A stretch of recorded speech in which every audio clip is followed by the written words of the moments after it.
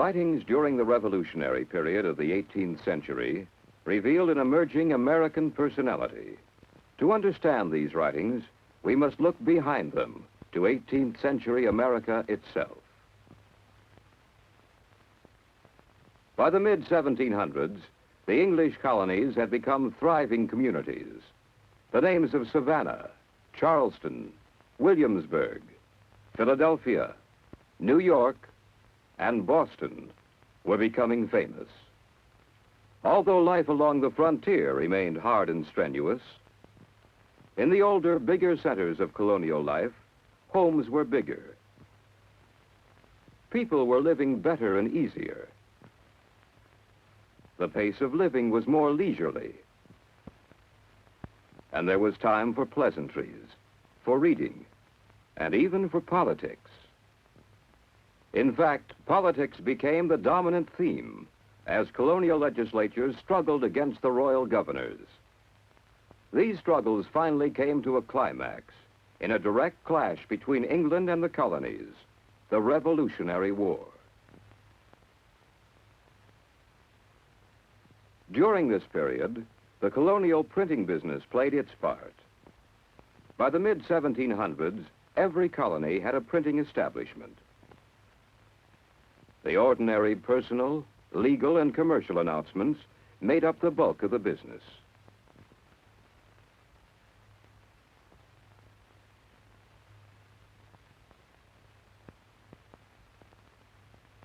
Some of the enterprising printers published newspapers.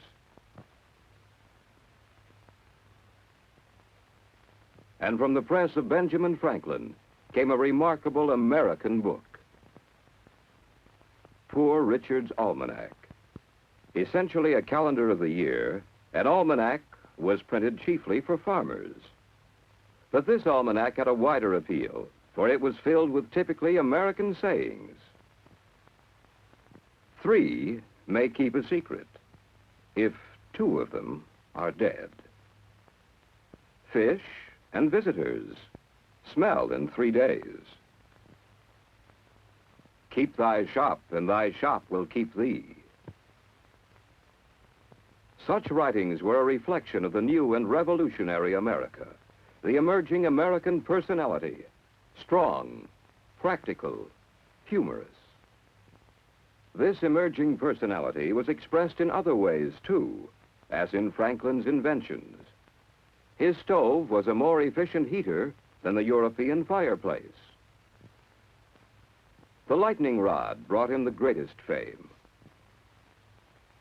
Bifocal glasses were another of his inventions.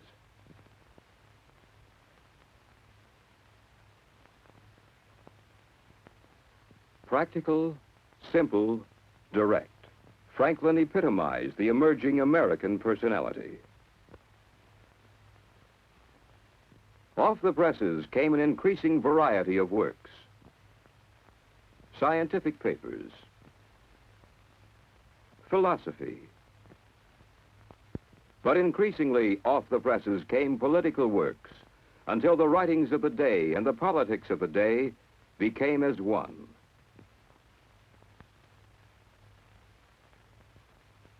As the colonists faced the great political questions of their day, whether or not to separate from England, if it meant war, and whether or not to form a new nation, some of the best political literature of our country was written and spoken. In Virginia, Patrick Henry addressed the colonial legislature in a secret meeting at St. John's Church in Richmond.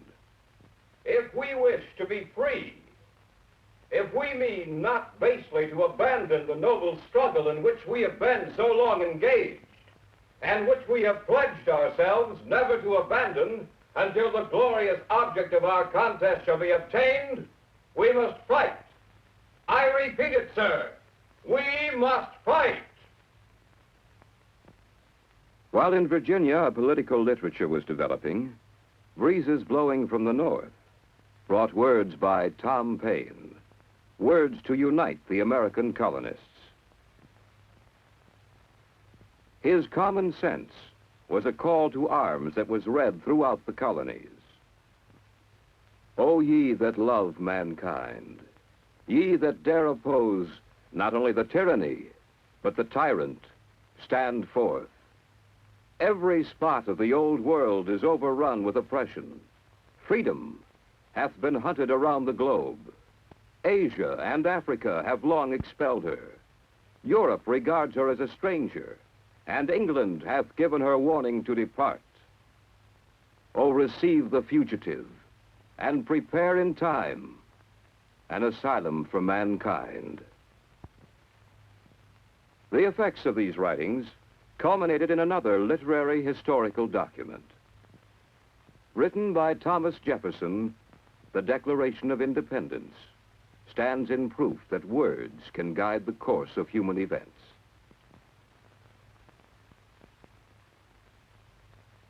With its signing, the decision was made to break the ties with England, even at the cost of war.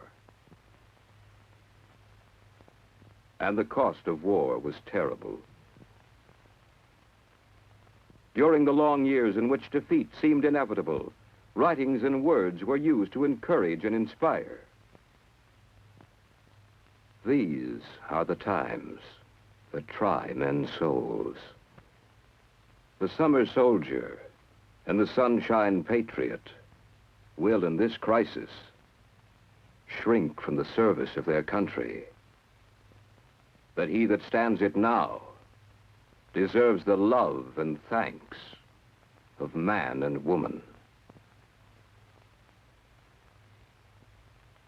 When the war finally ended in the surrender of the British at Yorktown, political literature turned to the question, how strong should the Union be?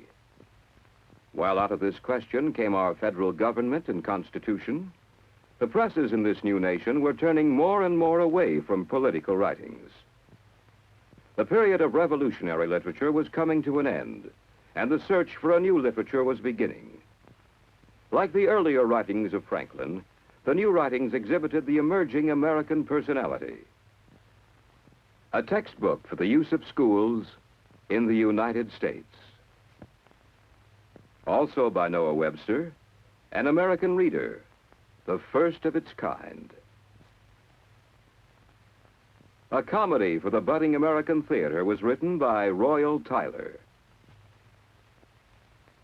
Early American history, such as the voyage of Columbus, inspired other writers to create epic poems. These writings mark the aftermath of the Revolution. Writers ever since the Revolution have looked back on the mighty drama of that period and found in it inspiration for their work. So the revolutionary period has given us indirectly other literature, as authors of the 19th and 20th centuries have examined it in novels, essays, stories, plays, and poems.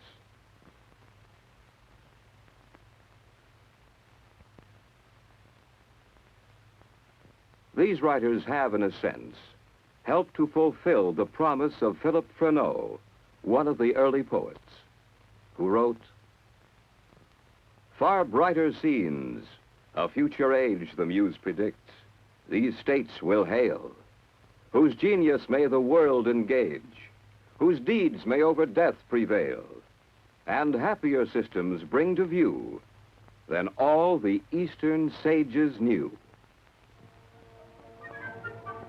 Such was revolutionary American literature, a criticism of its day, a dream of tomorrow.